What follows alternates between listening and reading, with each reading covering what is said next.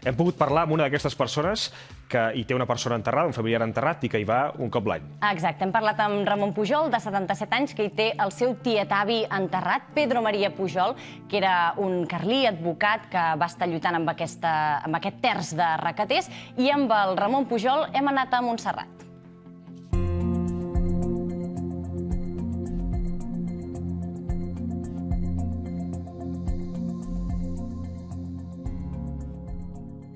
Tinc un oncle, un tio abuelo enterrat aquí. Sé que, es deia Pedro Maria Pujol Pons, era advocat. I es va apuntar al terç de requeters perquè tenia problemes amb el seu pare o amb la seva mare. I llavors va fotre el camp de casa i es va apuntar aquí al terç de requeters. Ells eren els carlistes, els que es van apuntar amb els monjos. I llavors el van pelar a codo, a Saragossa. Me n'assabento perquè jo tenia un parent a Berga que portava tot el tema i llavors ens ho va dir que portaven totes les restes cap aquí, a enterrar-los. Cada vegada que tenim una trobada pugem. Els que venim aquí ens coneixem tots, sí? Que érem 7 o 8 o 10 famílies, no? Venim aquí baix a missa, hi ha un altar i tota la resta dels costats hi ha totes les caixes de totes les restes dels morts. Al centre hi ha el temple que es fa a la missa. I llavors fem un dinar i llavors fem les corresponents xerrades. I llavors anem a dalt a veure el pare abat també ens fa una xerrada. Això és el monument als requeters, recordant el seu exemple i sacrifici. Terç de requeters Nostre Senyor de Montserrat, 1936-1939.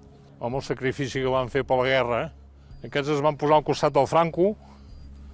El Franco els va voler al seu costat i podien parlar català.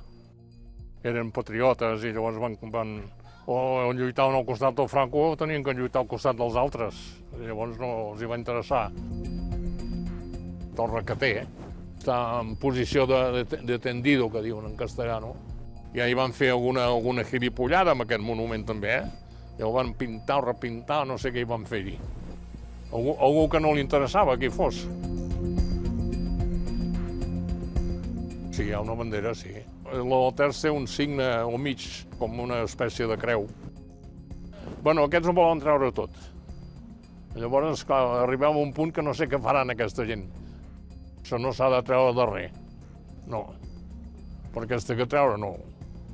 Si es treu això, llavors n'hi ha per treure la Mare de Déu, potser també no. Potser no convé tot això ja, El que és. Si més no, és un testimoni molt impactant. Robert Vallverdú és historiador, és doctor en història contemporània i és un dels màxims experts, podríem dir, de la història del carlisme a Catalunya, per tant, li agraeixo moltíssim que avui ens acompanyi. Això és franquisme o no és franquisme? No, jo crec que no és franquisme, ni molt menys.